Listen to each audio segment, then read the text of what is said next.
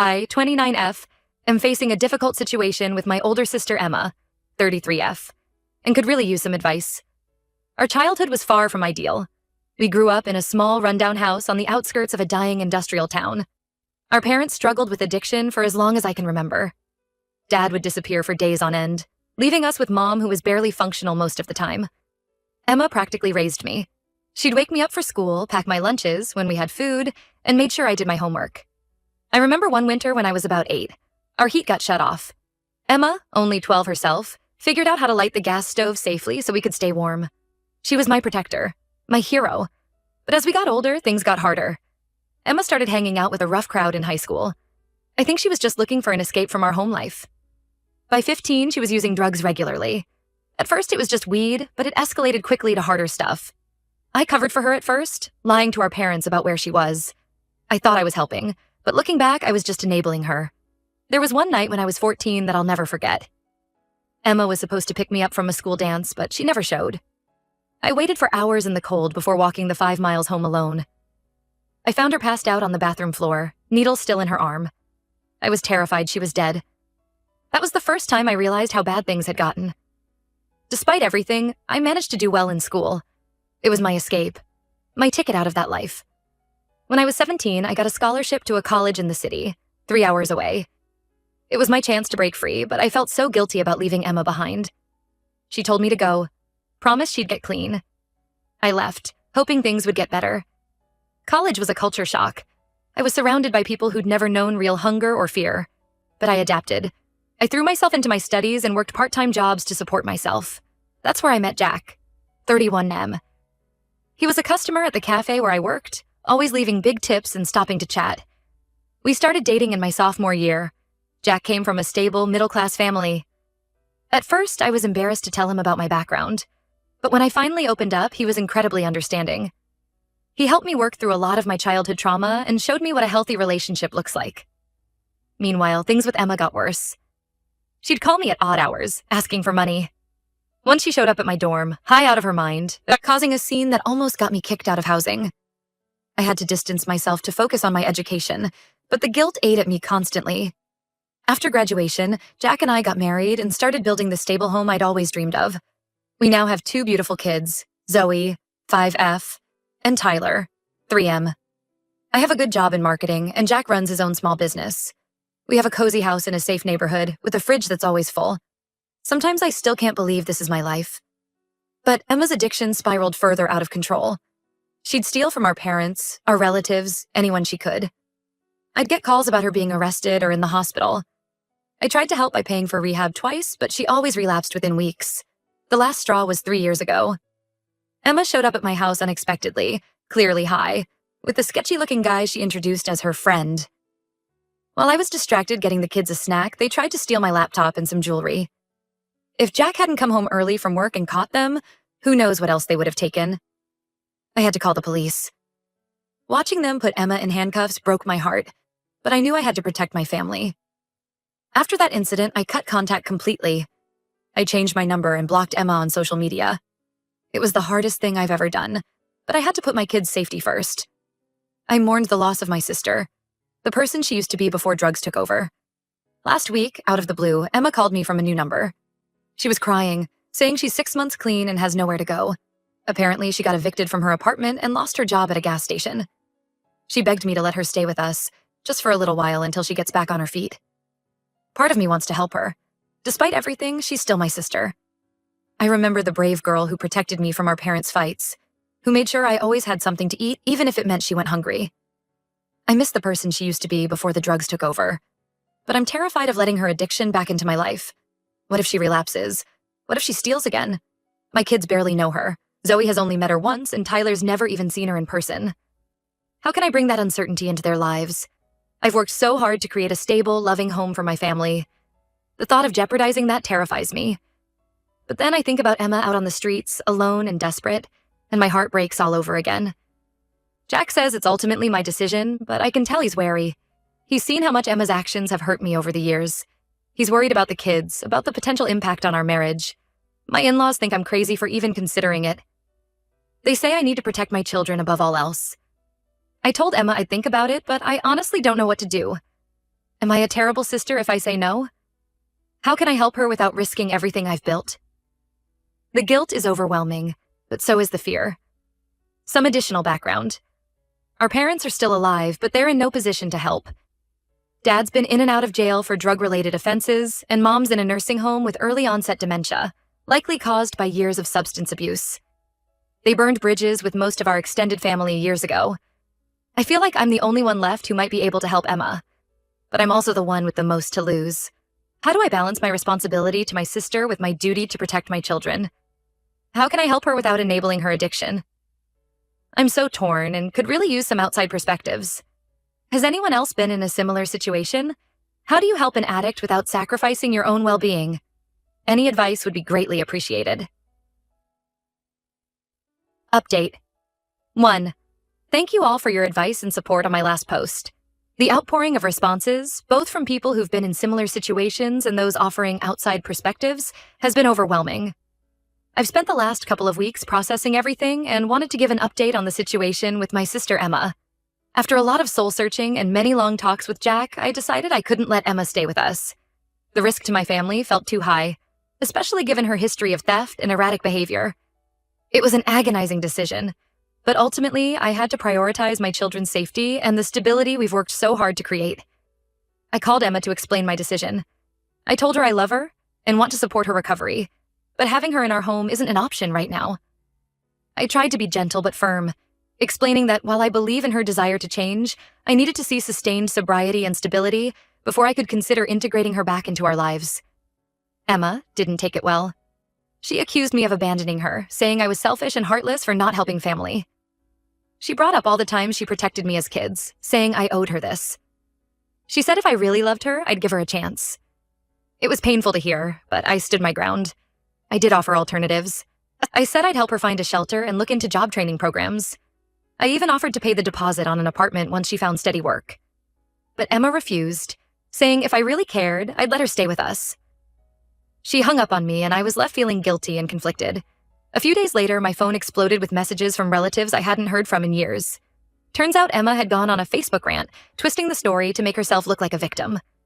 She painted a picture of herself as a recovered addict who just needed a little help to get back on her feet, conveniently leaving out her history of theft and relapses.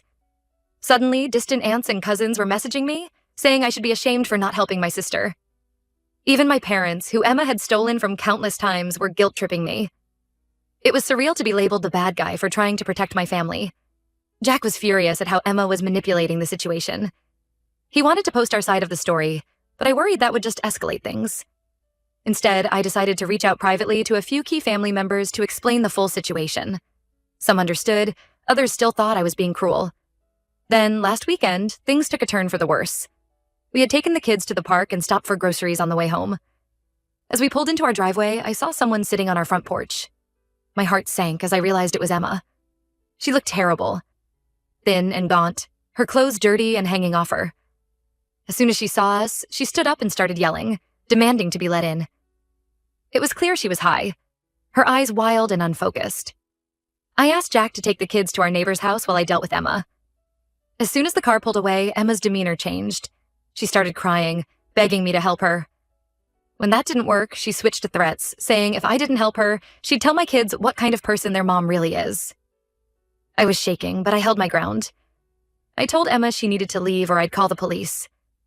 She screamed that I was dead to her, that I was no better than our parents, and that she hoped I'd rot in hell. Then she stormed off down the street. I broke down as soon as she was out of sight. Jack found me crying on the porch when he got back.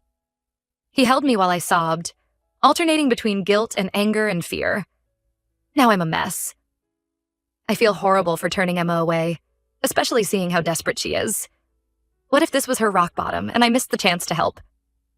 But I'm also angry at how she's trying to manipulate me and turn our family against us, and I'm terrified of what she might do next. Jack has been incredibly supportive through all of this. He reminded me that I've tried to help Emma many times before, and that I need to prioritize our kids' safety. He suggested changing our locks and getting security cameras, which we're going to do this week. I'm struggling with how to handle the family fallout. Do I try to explain my side to everyone or just ignore it? And how do I move forward knowing Emma is out there, angry and desperate? I'm worried about what she might do next. I'm also not sure how to explain this to Zoe and Tyler. They're young, but they picked up that something is wrong. Zoe asked why Aunt Emma was yelling, and Tyler's been extra clingy since it happened. How do I help them understand why they can't see their aunt without scaring them? This whole situation has brought up so many old wounds and feelings. I'm trying to stay strong for my family, but inside I'm a wreck. I keep having nightmares about finding Emma overdosed like I did when we were teenagers. Then I wake up feeling guilty for not helping her, only to remember why I had to make this choice. I know logically that I'm doing the right thing by protecting my kids, but emotionally I'm torn apart. How do I reconcile my love for my sister with my need to keep my family safe? How do I move forward from here? Any advice on how to handle this situation would be really appreciated. How do I stay firm in my boundaries while still leaving the door open for Emma if she truly gets clean? And how do I start to heal from all of this? Update 2. It's been about 2 months since my last update, and a lot has happened. I want to thank everyone again for their support and advice. It's really helped me navigate this difficult situation. After Emma showed up at our house, we took several security measures. We installed cameras, changed our locks, and gave photos of Emma to Zoe and Tyler's schools with instructions not to let her pick them up. It felt extreme, but I needed to know my family was safe. For a few weeks, things were quiet. No calls from Emma, no more social media drama. I was starting to relax a bit when I got a call from the local police department. Emma had been arrested for possession and petty theft. She gave them my number as her emergency contact. The officer asked if I'd be willing to post her bail. I was torn. Part of me thought maybe this would be her wake-up call, that helping her now could set her on the right path. But then I remembered all. The advice about enabling and how Emma needs to face the consequences of her actions to truly hit rock bottom. After talking it over with Jack, I told the officer I couldn't help. It was one of the hardest things I've ever done. I cried for hours after, feeling like I'd abandoned her. Jack reminded me that I was doing the right thing, but it still felt awful. A week later, I got a letter from Emma in jail. Seeing her handwriting, steadier than it had been in years, brought back a flood of memories. She apologized for showing up at our house and for the Facebook drama. She said being arrested was a wake-up call, and she wanted to get clean for real this time. She asked if I'd visit her in jail. I was hesitant, but Jack encouraged me to go. He said it was a safe way to talk to her without risking our home. So I went. Seeing Emma in that visiting room was surreal. She looked healthier than she had in years. I guess being locked up forced her to detox. We talked for an hour. She cried, saying she was ashamed of how she'd acted. She talked about wanting to change, but not knowing how. I told her I loved her, but couldn't risk having her in our lives until she was stable. I said I'd support her recovery from a distance. Letters, phone calls, maybe visits if she stayed clean. But she couldn't come to our house or see the kids until she proved she was better. Emma seemed to accept this. She asked about Zoe and Tyler and cried when I showed her a recent photo. She said she wanted to be the aunt they deserved. It reminded me of the protective big sister she used to be, before the drugs took over. After the visit, I felt cautiously hopeful. Emma seemed sincere about wanting to change. But I've been burned before, so I'm staying guarded. Emma's still in jail awaiting trial. Her public defender thinks she might get mandated rehab instead of prison time because it's her first felony charge. Part of her sentence might include making amends to people she's hurt. I'm not sure how I feel about that. I'm still struggling with family fallout. Some relatives have come around after hearing about Emma's arrest, realizing I was right to be cautious. Others are still giving me the cold shoulder. I'm trying not to let it bother me, focusing on my immediate family instead. Zoe and Tyler are picking up that something's going on. We decided to tell them a simplified version, that Aunt Emma is sick and needs special doctors to get better, so we can't see her for a while. Zoe asked if it's like when her friend's dad went to the hospital for drinking too much. Kids are perceptive. I'm taking things day by day. I'm proud of myself for holding firm on my boundaries, even though it's been brutal. I'm cautiously optimistic about Emma, but trying not to get my hopes up too much. I know recovery is a long road with lots of setbacks. For now, I'm focusing on my family and trying to heal from all this stress.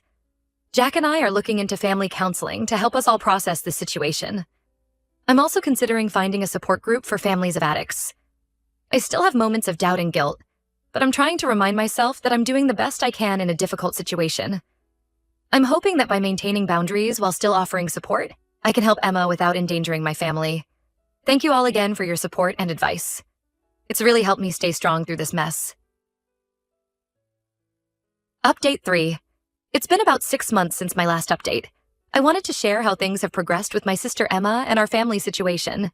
Emma completed her mandated rehab program and has been clean for 4 months now. She's living in a halfway house and attending regular NA meetings.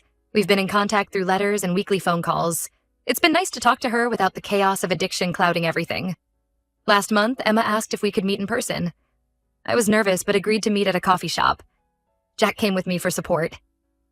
Seeing Emma clear-eyed and healthy was emotional. We talked for hours about her recovery, her hopes for the future, and how she wants to make amends. Emma apologized again for her behavior, especially for showing up at our house and scaring the kids. She said she's working through the 12 steps and wants to make things right, but understands if I'm not ready to forgive her yet. She shared some of what she's learned in therapy about our childhood and how it affected us both. I told Emma I'm proud of her progress, but need to see sustained change before I can fully trust her again. We agreed to keep in touch and maybe work towards supervised visits with the kids if she stays clean. It was a positive conversation, but I'm still cautious. Things aren't perfect. Emma still struggles with cravings and has had a couple close calls with relapse, but she's using her support system and coping strategies instead of giving in. It's a daily battle for her. She started working part-time at a local diner and is taking classes at the community college. Small steps, but in the right direction. As for our extended family, most have come around now that they see Emma is genuinely trying to change. A few are still frosty towards me, but I'm learning to let that go. I know I did what was best for my kids. Zoe and Tyler ask about Aunt Emma sometimes. We've told them she's feeling better but still needs to focus on her health before she can visit. They seem to accept this, though Zoe says she misses Emma's silly jokes. We've started letting them talk to her on the phone occasionally, which has been nice. Jack and I have been attending a support group for families of addicts. It's been helpful to connect with others who understand what we're going through. We've learned strategies for setting boundaries and supporting recovery without enabling. I'm still working on my own issues. Years of stress and trauma don't disappear overnight. I've started journaling and taking a yoga class to help manage my anxiety. Jack and I are also in couples counseling to work through some of the strain this situation has put on our marriage. Last week, Emma asked if she could come to Zoe's upcoming birthday party. I'm torn about it. On one hand, Emma's been doing well, and it would mean a lot to her. On the other, I'm worried about disrupting Zoe's day if things go badly. Jack thinks we should give it a try, with clear boundaries set beforehand. I haven't decided yet. I'm cautiously optimistic about the future, but I'm also protecting my heart. I know recovery isn't linear, and there might be setbacks. For now, I'm taking it one day at a time and keeping firm boundaries while still offering Emma support from a distance. This whole experience has taught me a lot about setting boundaries, the complexities of addiction, and the importance of protecting my own mental health. It's been a difficult journey, but I feel stronger for having gone through it. There are still tough days. Sometimes I look at my kids and feel overwhelmed by the need to protect them. Other times I remember the sister who used to protect me, and I ache for what we've lost. But I'm learning to balance these feelings, to hope for the best while preparing for setbacks. Emma's birthday is coming up next month. I'm thinking of inviting her over for dinner, just her, me, and Jack after the kids are in bed. It feels like a big step, but maybe it's time. We'll see how things go. Thank you all for your support throughout this process. It's meant more than you know. If anyone has advice about reintroducing a recovering addict to kids, I'd appreciate it. Or just general thoughts on how I'm handling things. This journey is far from over, but I feel like we're moving in the right direction.